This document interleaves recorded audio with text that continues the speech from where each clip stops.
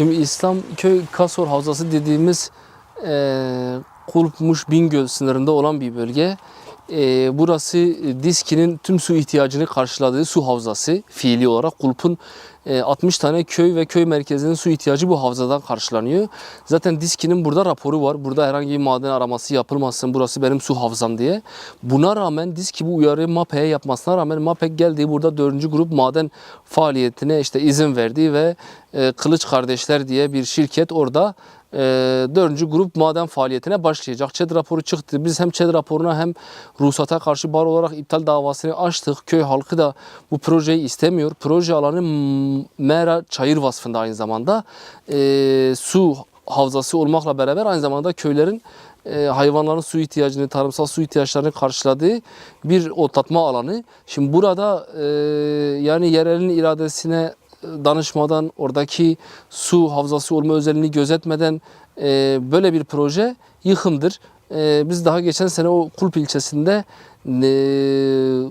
devlet kurumlarıyla, yerel yönetimlerle halkın su üzerinden, su kıtlığı üzerinden bölüşüm, paylaşım kavgası ettiğini biz biliyoruz. Sorunlar yaşandığını biliyoruz. Böyle kısıtlı kaynaklar varken bunların hele en tehlikeli madencilik olan 4. grup madenciliğe açılması büyük bir sorumsuzluktur. Altın, bakır, gümüş, demir, metalik madencilik dediğimiz çıkarılması en zor, en doğaya zarar veren maden türleridir. Yani dava yeni açıldı, keşif olacak, birkaç aya keşif olur. Aynı zamanda köy halkı, oradaki sadece İslamköy değil, Gavgaz, tüm köyler, Narlıca hepsi örgütleniyor. Halk bir araya geliyor, bu projeyi istemediklerini kurumlara belirtiyorlar. Toplu gösteriler, protestolar da başlayacak. Genel olarak durum orada öyle. Yani şöyle, hukuki olarak daha yeni iptal davası açıldı. Keşif tarihi verilecek. İdari yargıda iptal davası açıldı. 2. idare ile 3. idarede yargılamalar sürecek. Diyarbakır 2. idare ve 3. idare mahkemelerinde. Ya bu bir sistematiktir. Kulp'un zaten yarısından çoğu Silvan Barajı altında kalıyor. Köylerin %50'sinden fazlası. Kalan her yerde de su havzası mıdır, orman mıdır hiçbir değeri yok. Madencilik paylaşımına gidiliyor.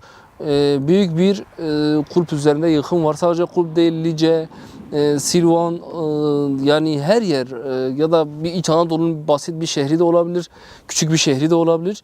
Karadeniz'de bir şehir, Ege'de bir şehir de olabilir. Hiç farkı yok. Şu an büyük bir paylaşım var. Sermayenin toplumun yaşam alanını, iradesini, kimliğini, kültürünü, geleneklerini yok sayarak büyük bir paylaşım savaşı var şu an. Şirket de oranın bir köylüsüdür, yan köylüdür. Kılıç Kardeşler Madencilik diye. O da MAP devletten izinlerini almış, o şekilde ilerliyor.